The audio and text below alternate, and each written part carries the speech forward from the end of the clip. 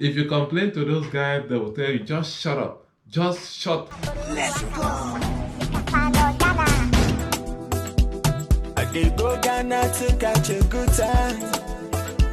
So this pretty. Can an employer reject you if you are on a post-study work visa?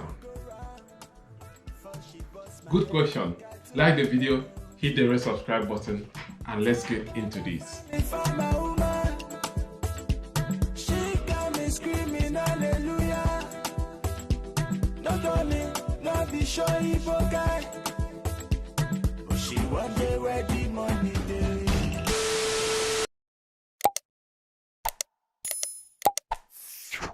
Hello beautiful people, welcome back to the channel. My name is Pare. Today I'm going to jump on a very important question. So I'm going to read this out to you. This is from an employer to a potential applicant. Right, so first of all, the guy is making a complaint and he says, I'm currently on a post-study work visa in the UK and I just received an email from one of the prospective employers who canceled my pre-scheduled interview after learning I'm on a post-study work visa. Below is the email. Unfortunately, we require candidates to have the permanent right to work in the UK, so we are unable to continue with your application. Your PSW visa only allows you to be in the country for 2 years after your studying ends, which looks like it ended last year. So you only have 1 year left to be able to work. It takes us time and money to train associates, and we like them to be in the business for a good number of years. Sorry to disappoint you, and thank you for your interest. This guy says this is his third rejection, and he's asking this question. What is the point of a PSW visa if employers are not ready to hire? And the second question, can they legally choose not to hire candidates on PSW visa? If so, how is this not discrimination? Alright, it's going to be a sad truth that I will tell you. Can employers reject me if I'm on a post-study work visa? The answer is yes. Capital Y-E-S. Yes. So asking why this is happening or if this is the right thing, I don't want to go there. That's a topic for another day. So the first thing is that not all employers will reject you based on this reason. I always say different employers with different policies. Moreover, I know a lot of students that have switched from the post-study work visa and they are now on a tier 2 visa. So it's not as if all employers are rejecting people based on post-study work visa. No. Now your company has stated to you that it takes us time and money to train associates, and we like them to be in the business for a good number of years. That's already a good point. Right, so let's look at it this way. If your company doesn't have the capacity to sponsor you, why do you want them to invest that time and money to train you?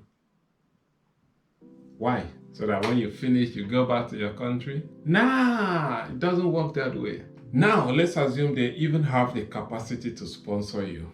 I think I've said it here before that there are some employers, some recruiters. They are like, if you have not spent 3 years in this country, they ain't gonna employ you. They are not taking you. That is just their policy. You need to spend a certain number of years in the country before they can take you. If you like, you become a citizen in 1 year.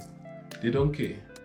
Their policy is for you to spend a certain number of years before they talk about employment. Now, there are some companies that can sponsor you. They don't just employ you and give you the COS and say, okay, take COS for 5 years and you start work. No, a lot of them don't do that. What they would rather do is to employ you. Fine, we have sponsorship for you, but you start with a 3-month contract, start with a 5-month contract. Let's see if you have all this experience you said you have. Let's see if you are good or fit for the company. If you are not fit, they'll kick you out after 3 months or after 6 months. Now, most of these companies, they don't just want to train you and at the end of the day, you become a liability for them. If it is your business, you don't want to waste such money. Now, going back to your question, what is the point of the PSW visa? This is where a lot of people don't get it right. The post-study work visa is not just all about you getting a sponsored job and they'll sponsor you.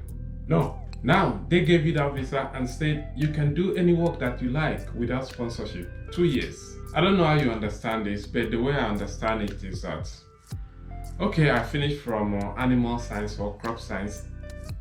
I can look for a job under ICT. I can go into IT and look for a job because that's what I want to do.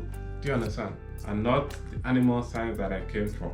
That is the way I see it. Oh, you gave me 2 years to do any job in the UK. Oh, that's a fair deal for me, isn't it? If it is not a fair deal for you, then go and ask people that graduated 2017, 2018, 2019 that were not qualified for the post-study work visa. All they had was just 2 or 3 months after their studies to look for a sponsored job. But you have 2 years.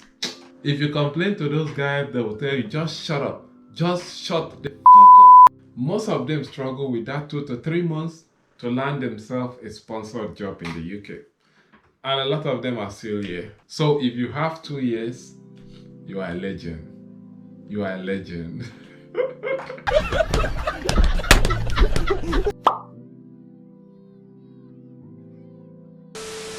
Secondly, the visa gives you 2 years work experience to build yourself, to develop yourself. You're coming from the third world country.